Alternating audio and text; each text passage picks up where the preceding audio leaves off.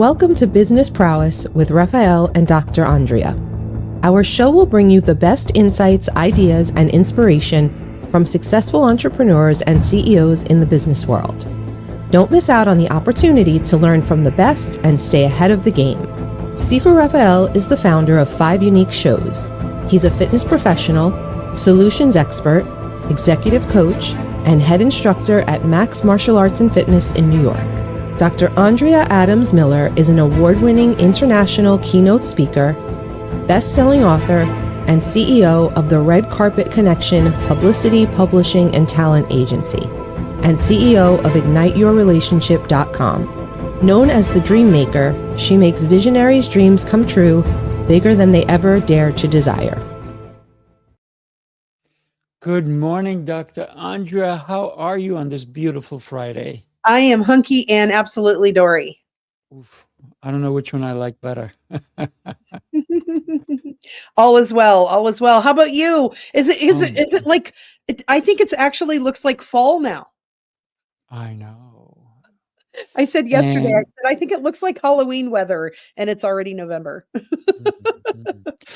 I did enjoy it when it was 70 not too long ago. And I was like, this is the best winter ever. Yeah. I do like the heat. We'll see how that ends up being. Yeah, that sounds fun. So we have some super fun people on today. I'm super excited about it. Let's go ahead and bring them on. Robin Absolutely. and Brigitte, thank you for joining us today. How are you both? Very well, thank Hello. you. It's a pleasure to be here.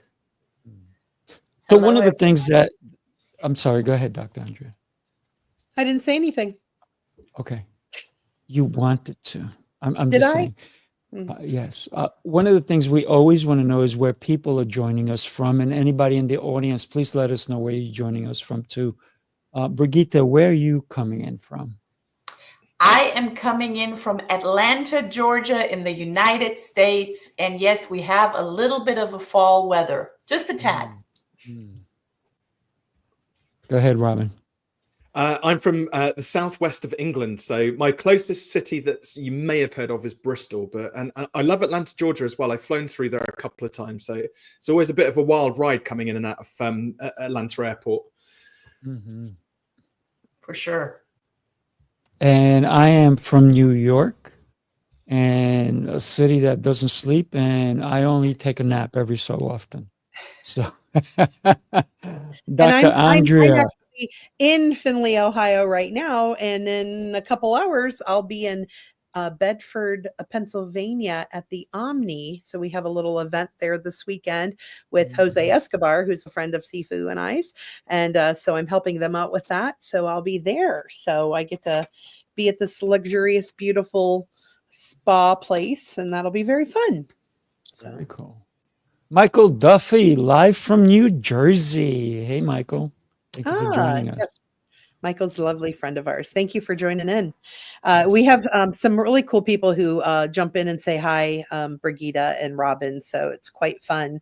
And, so today, transforming your leadership for success is our topic. So if we were to try to whittle you down to one thing that was most important about transforming your leadership for success, we'll go with Brigitte first. Brigitte, what say you?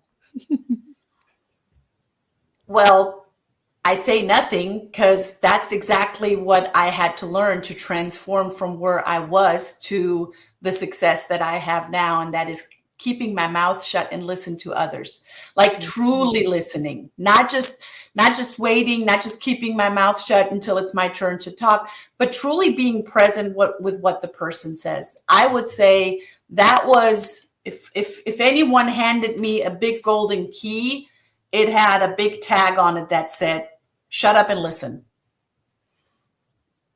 Love it. And Robin, that means it's your turn.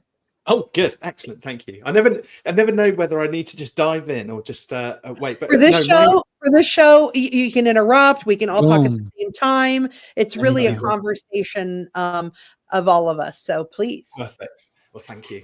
For me, it's I'm pretty stubborn. So it's just been about dogged determination. So when you actually set your sights on something, One of the ways of winning, I believe, is outstaying your competition. You don't necessarily have to be the best at the thing which you do. You've obviously got to be sort of, have some skills and talents in order to carry yourself through. But I do genuinely believe, though, it's a bit of natural selection. Those who don't have that sort of staying power will unfortunately go by the wayside. So it doesn't matter whether you're in a traditional career or job or whatever it might be.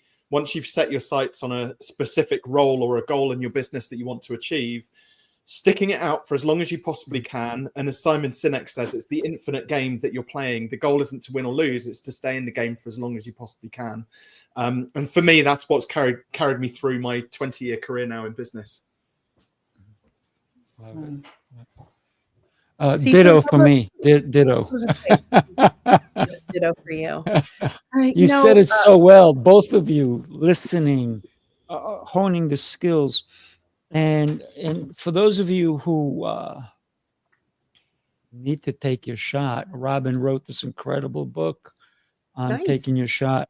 And I'm with Brigitte as well, because communication is, I think, the one skill that really represents so many different aspects of what we do every single day. And I also realized that the more you talk, the less you learn. So listening is the key to learning. Well, I love the idea of listening to other people.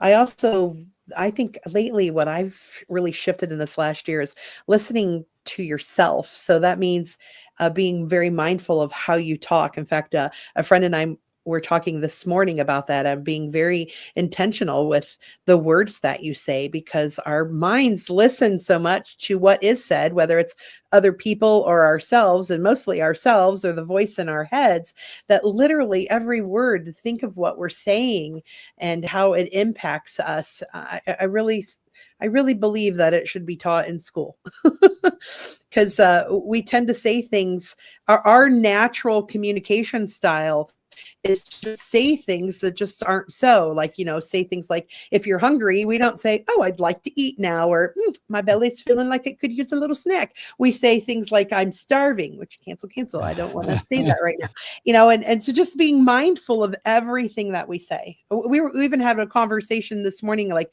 if you say, oh, I kind of feel in the dark about that. And I was like, you know what? You're not in the dark. You're in a different light. And we were just being like over ridiculously about picking every word this morning, or at least I was, just to be talking about that. Because I really think that's made a huge difference in my entire life by really focusing on that this last year. I'm glad that I'm not the only one who has voices running in their head like a commentator constantly sort of going through that.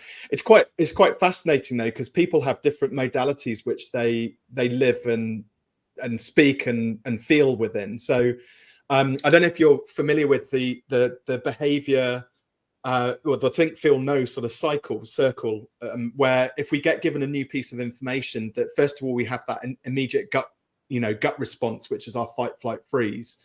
And then from there, we either go towards taking action first and foremost, or we will actually sort of overthink and intellectualize the problems. And that also causes fight, flight, freeze.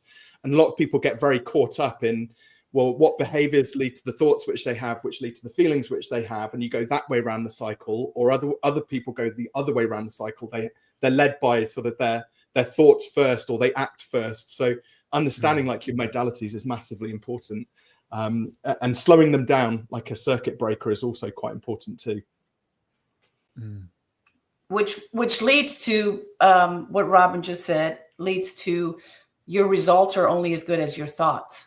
And when someone says, I'm in the dark, or whatever else you might say, it's not right or wrong. It just gives you an insight to how people really feel and the thoughts that they think and the mindset that they are in. And that gives you an opportunity to pick them up exactly where they're at. And I think that's really important in success, transforming to success, in leading, in just, human interactions. The other day, I did a training for someone or for a larger group, and one of the people that were in my training came out and said, well, you know, I'm kind of doing all of the things that you are teaching. But why would I want to get better at that? Why would I want to add your tools to what I'm already doing somewhat well? And I said, well, don't ask me, let's ask the group. And suddenly the chat box just started blowing up. Well, how about fulfillment? How about you being 1% better than you were yesterday? Well, how about you going from good to great? Well, how about you have a growth mindset? So the entire group did the talking for me, because I wasn't going to answer his question. Because if I would have answered his question, I probably would have offended him. So I'd rather let the rest of the group take that on. And they were spot on. Like, the majority of the people came from a growth mindset.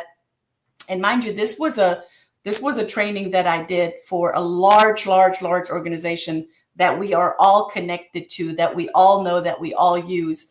And I was like, yes. So the majority of those people that work there actually already have the right mindset. And that's what makes me really excited, that whatever we model, whatever we put out really has an effect on folks.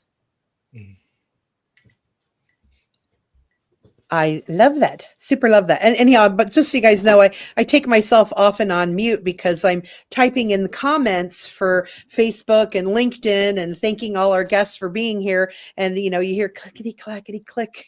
So I have to remember to unmute myself so I can talk.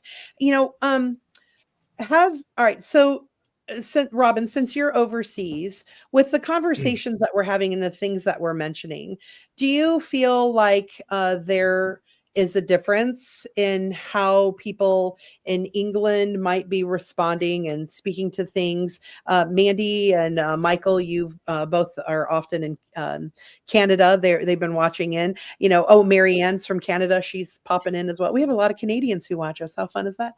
You know, I'd love to hear what you guys are thinking about different. And Brigitte, you've traveled the world. So, you know, do you think that there's a difference culturally on how the conversation that we're having here and how people might portray that into their careers in different countries? I think from my experience, especially in the US, people tend to be, or I find that people tend to be much more direct. They speak what's on their mind. A lot of Brits, I find, and that's a good thing, I think. It's not to a point where it's like rude or anything like that. It's actually just because they're the things that need to be said. Whereas us Brits are a little bit backward about coming forward. And, you know, even down to like, you know, I bump into the dads on the school gates and we all say, hey, how's it going? And they're like, yeah, I'm fine. And that's kind of what you get. But deep down, you know that maybe they're not fine. And, you know, you need to kind of push a little bit, cajole, to have that deeper understanding of what's going on for that person. And I see that very much in the business world as well. I see a lot of people who are showing up daily, doing the same sort of repetitive things, but unhappy, and not necessarily either telling people that they're unhappy or taking actions to change their current set of circumstances. And it's like heartbreaking. You know, there's tons of great business owners out there and tons of great people in jobs, but they're just not achieving their goals because they can't speak up for themselves. And I think, you know, if you're in a position, even if it's like you're in a job that you don't necessarily like, there is always an option. There's always a way out. You know, it's part of the reason why the book was called Take Your Shot, because you have to, if there's something you want, you've got to get after it and you've got to create those opportunities. But I think Brits are very reserved at actually saying to their boss, what is it that you need to see in the next 12 months from me in order to make me available for a promotion? How can that management role, which I want to get, what do you need to see from me in order to put me forward for that promotion?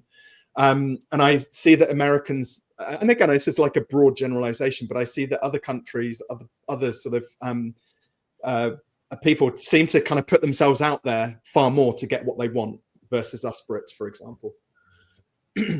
I love that concept. Also, one of the things, if you recall, back in the day, if we ever saw someone speaking to themselves, we thought they were crazy. Now it's the norm because of everybody's, you know, plugged in, and they're walking down the street and they yap. But in the old days, if somebody did speak to themselves out loud, we imagine them to be crazy, but maybe they were having a conversation about, this is what I need to do, but they didn't say it internally. And a lot of times we didn't take those people seriously. Meanwhile, they were brilliant. there's a question for everybody. Have you ever had a conversation before you've had a conversation? What I mean by that is, I have somebody that I coach currently, and they always wanted to know, what do you think they're going to say? I said, well, talk it out. They're like, what do you mean talk it out? I said, imagine what they're going to say, and you have a conversation out loud. Don't say it in your mind. You have to hear the words. So this is why when people in the old days, I used to watch them when I was a kid. I'm a people watcher, and I used to go, they're resolving something. They're doing it out loud, but in their head, it's not being said right. But when they speak it, it makes more sense. Yet we think that we should not do that. We should do that every day. Before we have a conversation, before we go ask for someone to do something incredible for us, we should find out, how will they respond? What's their response? And when we can do that, when we go into the actual situation and they respond maybe one of the 30 ways we thought of, we're like, I know what to do now. I know how to handle it. But if we're surprised, we're going to be caught off guard. Just thought I'd share that with you guys.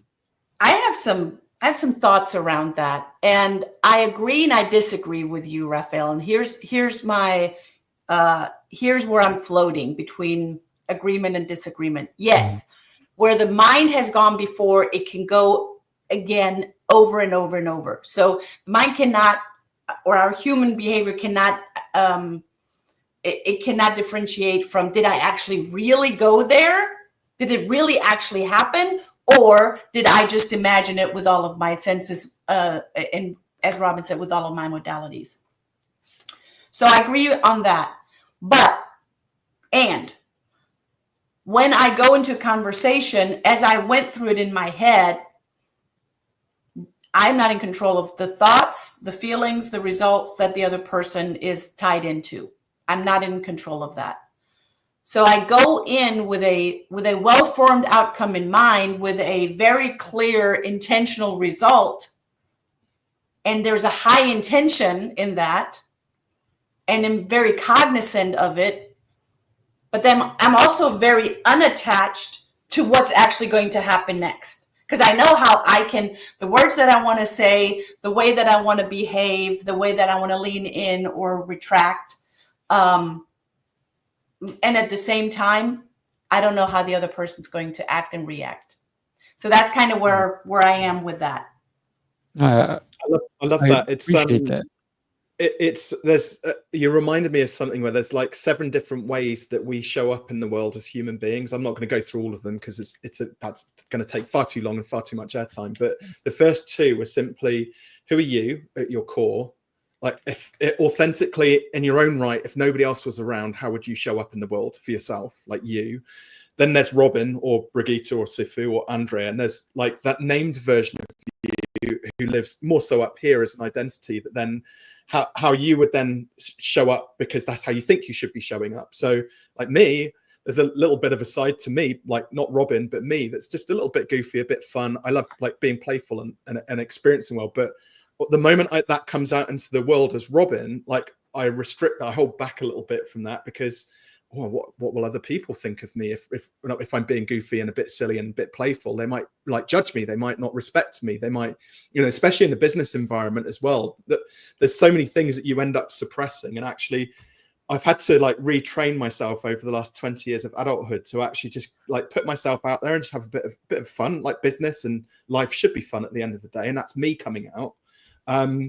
It's like Brigitte, then it's actually gold when you then start to take that version of you, then Robin, your thoughts, and then how that's received by the other person and where they meet in the middle. It's so fascinating. I absolutely love it.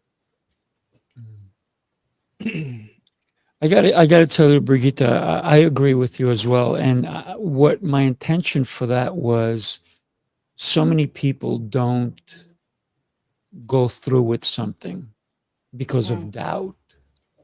And so this is sometimes where they have to play it out, right? Almost like the Dr. Andrea is doing a show, right?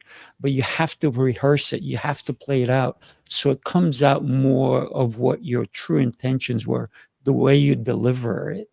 And yes, you may have thought of 30 different answers and they'll still surprise you and they'll come out with a different one entirely. So I don't want to go into any situation thinking I know what they're going to say, but I have an idea of how I may even react.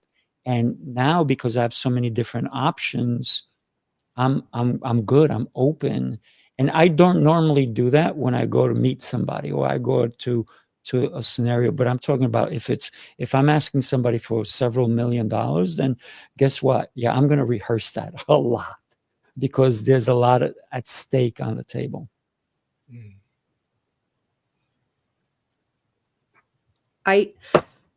Let's see. So, Brigitte, I tried to summarize what you said into a thing on there. So hopefully I think Andrea, I think if we would want to summarize it, it's high intention, low attachment. That would be the summary. All right. High intention, low attachment. Perfect. That is so good. And now my hands are busy and I can't write that down. I'm actually packing to go and leave for the trip while I'm talking to you guys. So I am multitasking while we're doing this. you realize we've skipped over something really important here, by the way. Sifu mentioned, Andrea, your performance, but you're going to have to share everybody like your British accent now that you did for us off air. For goodness sake, you expect me to do everything, do you? Robin, Yeah, you're just asking for so much, aren't you? Hey, look, this is the art of infotainment. You've got to do it now. Sifu gave you like the stage to be able to do it. I know, he's such a doll, isn't he? And I can be quite nice with my Cockney accent. However, I'm in James and the Giant Peach, and I play Aunt Sponge, and she's quite mean, very mean and nasty, and she doesn't like the little boy, and she's a little dumb. So I get to make stupid faces like these. Oh, it's quite fun. That's it. I'm done now. I don't need to do any more of this interview. That's all I needed to hear. Thank you. Yeah, it's a fun show, and we get to sing some pretty fun songs. And the woman who plays the other mean aunt, she and I played opposite each other in, I get the word out, Nonsense, the musical, when I played Mother Superior, and she was my, right-hand woman for that show. And so we sang a sister song basically in that one. And now we're singing a sister song in this one. So it's quite fun. So we act together well. And a lot of my friends are in the show. So it's quite fun. And they play insects. So my one friend who's here today plays an earthworm. and he's actually a playwright. Actually, I want to have him on this show sometime, Sifu. And he's also a choreographer, does some amazing stuff. A very good actor. So, yeah. Thank you for letting me share. So thank you for that British accent. That was kind of fun, and you're so incredible. But let's get back into how do we, as individuals, how do we transform our leadership for success? How do we help someone else transform their leadership so that they can become successful? We all had to start somewhere. What would be a good tip for someone who wanted to get started on that leadership transformation? I think congruency is massively important. Like in the coaching space, I hate to say it, like there's a large number of coaches out there who don't necessarily take their own medicine. And we only have to say, like, you only have to see like the overweight fitness professional, the 21-year-old life coach, and the, you name it. And I don't know whether it's just a modern phenomenon in the, the 2020s, or whether it's something which has been prevalent for a long period of time. But so yeah, congruency, I believe, is like the most important thing. You can't teach somebody something unless you've actually been out there and got the stripes, earned the stripes and done it yourself. I think that's massively important. I had real pleasure of speaking to a US golf pro earlier on today, and he was sharing like some of the, it's really tiny. He was sharing some of his thoughts on how he'd managed to, essentially take a 20-year golfing career from the age of 11 through to, you know, now he's sort of earning 7 figures doing what he's doing and teaching others how to play golf. And he was like, I couldn't rationalize selling a coaching program to other people who play golf unless I'd done my 10,000 hours. So he said, I spent 7 years like learning how to play golf, every single facet of it, as well as teaching people. But I think, was it, who was it who wrote Outliers? Malcolm Gladwell, you know, talks about the 10,000 hour rule. And he's like, until I chalked that off and I'd got all those hours under my belt of playing golf, I didn't feel like I could really congruently get out there and start teaching it to other people. And like, he's now just so incredibly successful. And it's one of those things that the first sort of 15 years of his career, he was saying was like slow, chalked off the 10,000 hours. And the last 5 years has kind of done that. Like the upturn in his growth and his business's growth has been like phenomenal more recently. So yeah, congruency, massively important. All right. And what it sounds like, that congruency then turns into competency and credibility. And I agree with you 100%, Robin. And from what I said earlier, it applies here as well. Picking folks up, picking people up, picking the people up individually or as a team where they're at, rather than, you know, drawing the huge vision of this is where their success can be.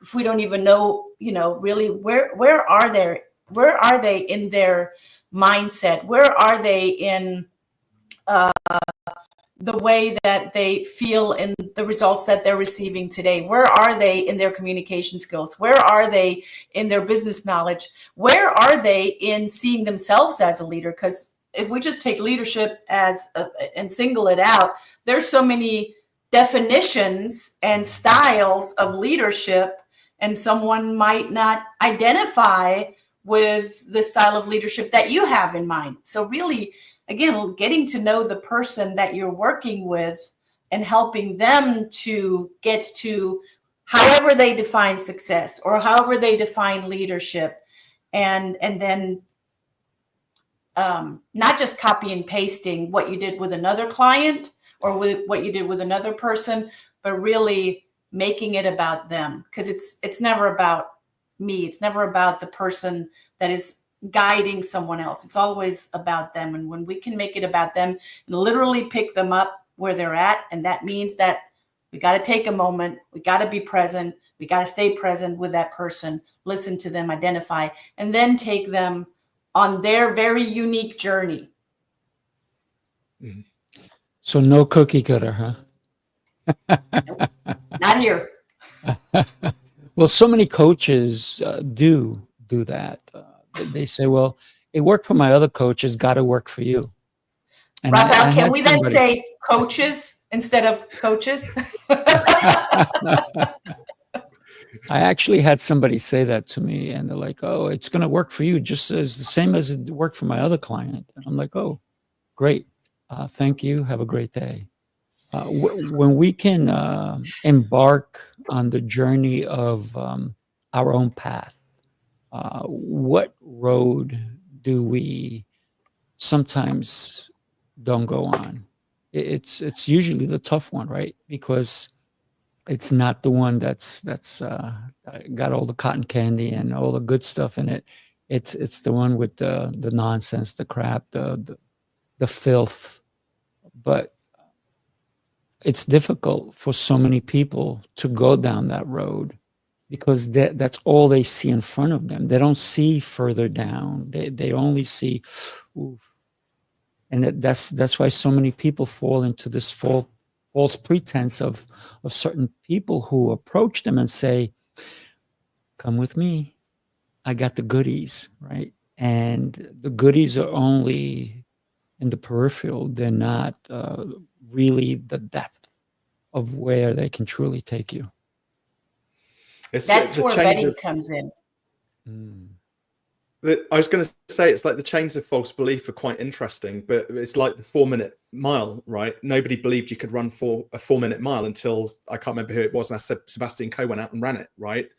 And then now everybody's like, oh, now we can run and everybody's running a 4-minute mile. There was something like in the first year that the 4-minute mile was run, something like 7 people ran a 4-minute mile.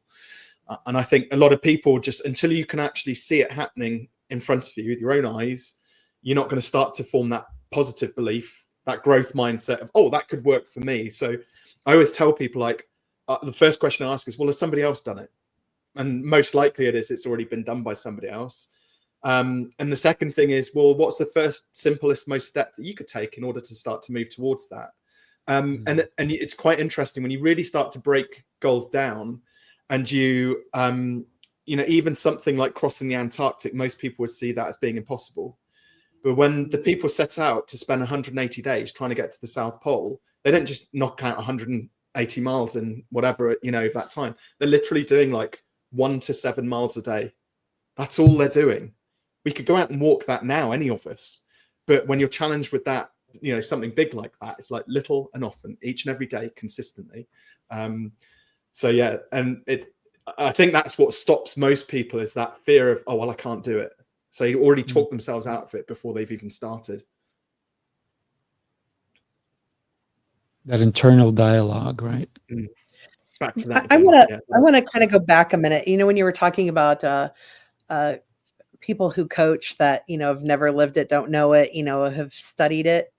You know, I have two beliefs on that, because on one hand, I definitely prefer coaches who have done it and are still doing it, or at least to some extent, so they can. However, you know, when we think about coaches aren't just always just coaches. So like, let's think of doctors who tell you, you know, you need to quit smoking, you need to exercise, you need to be healthier. And, you know, you see them out in the parking lot before they come in, and they're, you know, big tummy bellies too, you know, so they don't always, so coaches don't always practice what they preach, but that doesn't make them a bad coach. They're just bad at listening to, they're a bad consumer of their own advice. And so I do want to, there are times that I have worked with people that aren't very good at following their own advice, but are really good at helping other people. And then there's other situations where you don't, if you are really knowledgeable about something, you don't always have to have done it yourself to be able to look from the outside. And from that point, I'll say from experience. So I have worked for a couple billionaires and some multimillionaires, and I am not a billionaire. And yet I was able to show and help them see things that they couldn't see for themselves when it came to business growth and publicity, which sounds ridiculous because they're billionaires. But how do they stay billionaires, and how do they keep their relationships good? And how do they do conflict resolution and clean up things when they're not good, and then continue things moving forward so they can stay in that situation and then create other passive streams of income to stay in the progression of what they're doing? I was still able to do. And so, and I'm very thankful that they were like, well, you don't make this, I'm not going to listen to you. And yet they still did. And so I learn a lot from them too, not only from their successes, but from their failures. So I just kind of wanted to put that out there. So yeah, no, it's so important. Yeah. Really, really important, Andrea. No, I'm glad you pulled me up on that. But again, I think that's part of like being congruent, is acknowledging those things. Like the doctor that's smoking, he's probably, when he's giving that person the advice, he's probably sat there going, maybe it's about time I quit. So long as he's being intentional and congruent, you know, and learning from that. I get it quite often when I'm coaching clients, you know, we'll be having a conversation, and in the back of my mind, I'll be like, that's something which, mental note, you know, I need to maybe think about doing that, and then focus back on the client again. I think that's a good thing. Everybody can learn from everyone. Massively important. I love that, Dr. Andrea, that your clients, even though you didn't make as much as them, that saw the value in you. Because for me, it's always important to listen to everyone. We don't know who's going to have a brilliant idea if we shut them down because they're less than us. So growth comes from listening. Thank you, Brigitte. Listening. And it doesn't matter who is speaking. It could be somebody who everyone else called, oh, that's a dumb person. But they may have something brilliant in them, and no one gave them the time to listen to that intently. Listen, 5-year-old kids will say something brilliant. A 98-year-old person will say it brilliantly. So we should never judge a person or a book by its cover. Just saying. I think it would be wise to look at the definitions of coaching and consulting and advising and therapizing and counseling and mentoring, because those are all different things. And I think nowadays, especially over the pandemic, everything was thrown into one pot, take a big stir, and sold as coaching. But that's really not what coaching is. If we look at the true definition of coaching I'm going to go by the International Coaching Federation, coaching is a partnership with a client that is not advising, that is not counseling, that is not therapizing, that is not giving the answers, that is not mentoring, that is not any of the other things, that is not teaching, it's not training, it's not speaking, it is coaching. It is asking quality questions so the other person can come to their own conclusions, because we're all smart people at the end of the day, and the answer already lies within us. So a coach comes in and asks really good questions. And although I did a training the other day, I did ask a lot of questions back. And what I often hear is, that's a great question. That's when you know you got it. Like you're getting the other person to think about something, because when the answer comes up in their own head, out of their own mouth, there's zero resistance. There's no resistance at all. And I think that's where true leadership comes in. That's where, you hear me and see me getting really excited about this, because to your point, Robin, I don't call myself a life coach. I don't call myself an abundance coach. I don't call myself a business coach. I don't call myself a whatever coach, because I've seen enough life coaches that don't have any life. I've seen enough abundance coaches that have zero abundance. I have seen enough business coaches that have never run a business, built a business, or sold a business. Therefore, be congruent, to your point, Robin. Thank you for that. Yeah. I love that. I'm going to offer a slightly controversial view here, if I may.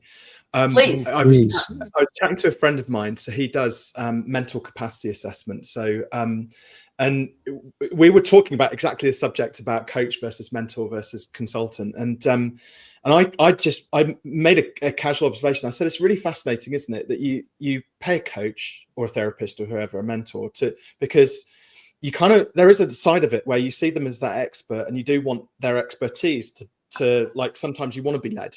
You go to them as they're a leader and you want to be told what to do, right? And then they don't tell you what to do. They just ask you some questions. And then on the flip side of that, you go and meet your mates down the pub, and they say, how's it going? And then if you don't just say, I'm fine, but you actually, tell them a few things about how your life's going. And then they just vomit unsolicited advice and tell you what you should be doing. Right? And they're totally unqualified to give that advice. So do you see? So it's always a bit of a juxtaposition about like, well, who do you listen to? Who do you need to take the advice from? I think that's the hard part, is like deciphering, right? Not believing everything which you hear. You've got to just believe the stuff which is right for you, whether that comes through coaching or whether that comes through mentoring, or your silly mates down the pub who just speak rubbish and, but are very entertaining. Either way. You say, Brigitte, please go ahead. You're our guest. Sure. Next. And I do think that, it comes back to vetting, as I said earlier. But then, you also need to be clear on what is it that you're vetting. Yeah. That's the next piece in that. What am I vetting? What am I paying attention to? Yeah. And I was thinking too, because like when we share something, we have an intention of what we'd like them to hear, of what we're sharing, or what we might be advising or talking about. And we don't know how that's landing for the other person. So certainly asking for feedback and getting, what does that mean to you? How does that process? What would you do with that? Certainly is different. And sometimes and actually just talking about that, I need to be more mindful of that as well, especially when I'm just sharing with somebody, like when I'm in a practice situation or, working with a client, I tend to do that. But when I'm with friends, I tend to I'm in friend mode, so I just say what I want to say, and I'm not always asking, So what do you think about what I said? What does that mean to you? What did you hear me say? I'm not always asking that when I'm in a friend situation. And that would be very helpful. So just to remind people that we're all humans too. And, you know, when we're in with a client, maybe different than when we're sharing advice or loving on someone. And often it's because of what we're trained in, you know, our advice and stuff, even though it may or may not be solicited, but and there are appropriate times to share and other times to not share, but being mindful of that and having good boundaries. But also when we do share, I'm asking for feedback even more. So I think now I'm thinking, hi, why am I not asking more with my friends, people I really care about? You know, it's very interesting. One of the things I don't do is I don't go to bars. And so am I missing out something? Because when Robin said, go down to the pub, I was like, that sounds so much smoother. It sounds so much better. So Robin, I'll have to join you at the pub one day because I don't frequent bars. I don't go to places like that. But when you said pub, it brought a different image to my mind, that it's more friendly, more relaxed, and more where you can actually share stories with other people. And the way I see a bar is you go in there and you just have a drink and maybe you meet friends, but you don't go there on your own. And that's just a thought that came to me, because a lot of times when we want to transform our leadership, we have to get out of our comfort zone. We have to expand our knowledge. We have to expand our sphere in order to grow. And it doesn't mean we have to expand it with people who are not going to teach us anything. We should always look for a place where we can not necessarily be the smartest person, because some people, they thrive on that because they want to show people how awesome they are, incredible.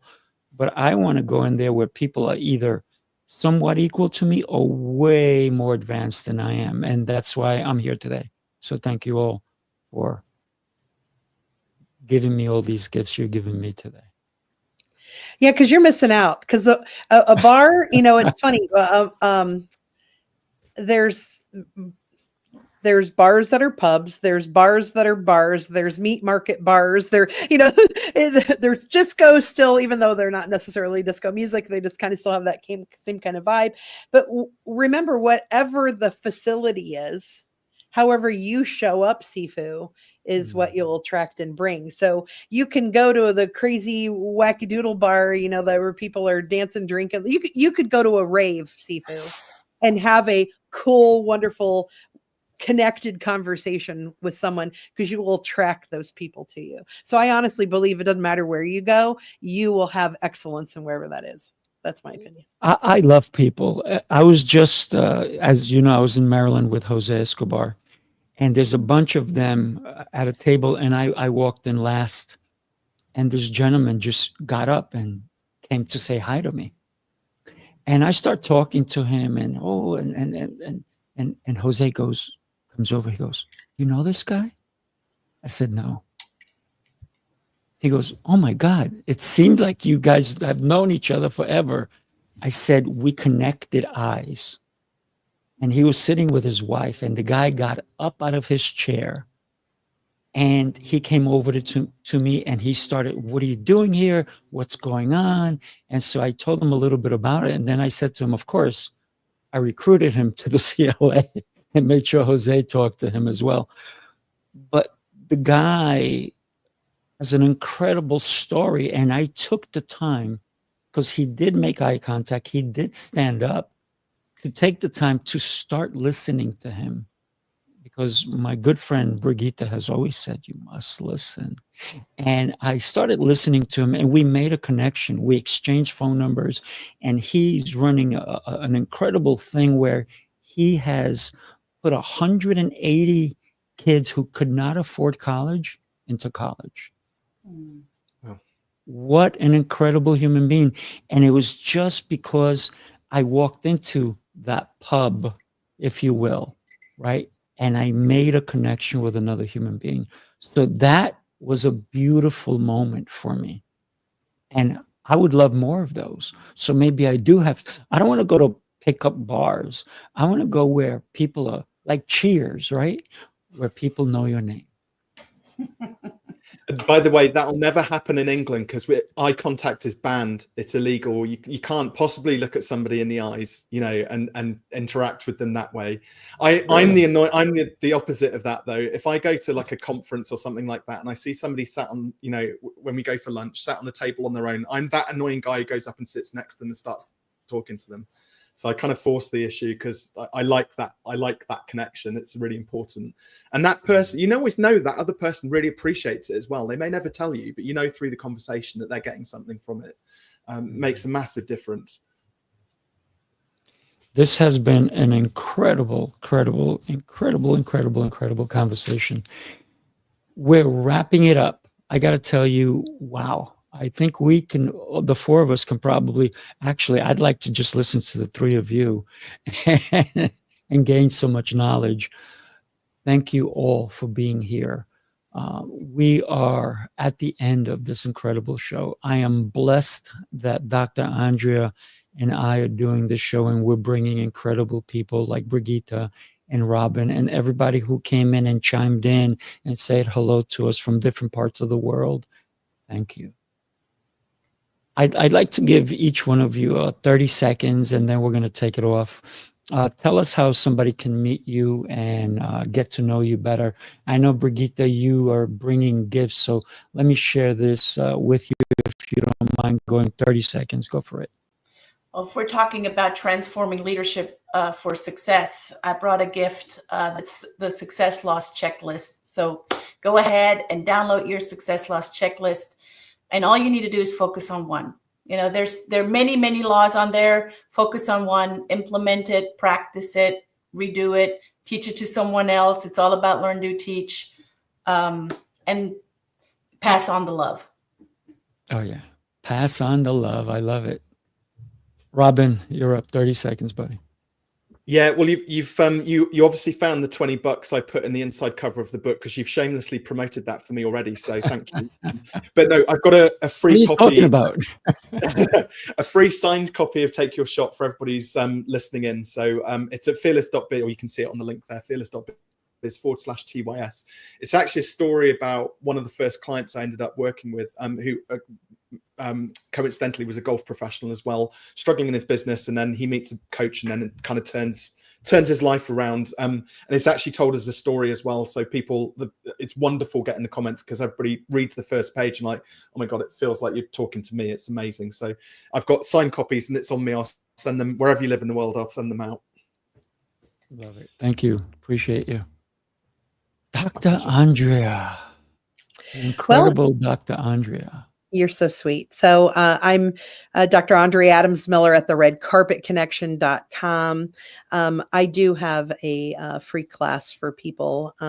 It's about, I've just really noticed that, when people come to figuring out where they are in their world, they just sometimes need a little different scope of how they're going to show up and what they're going to do. So jump on my site, click the free gift button, and you'll be invited to the class. And if it feels like something that will help direct you in a better direction, as I know it will, then please join me. So thanks, guys.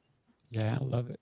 And for me, if anybody wants some great content and listen to more of these shows, go to my YouTube. I just started this YouTube. I've already got people signing up and people are loving it.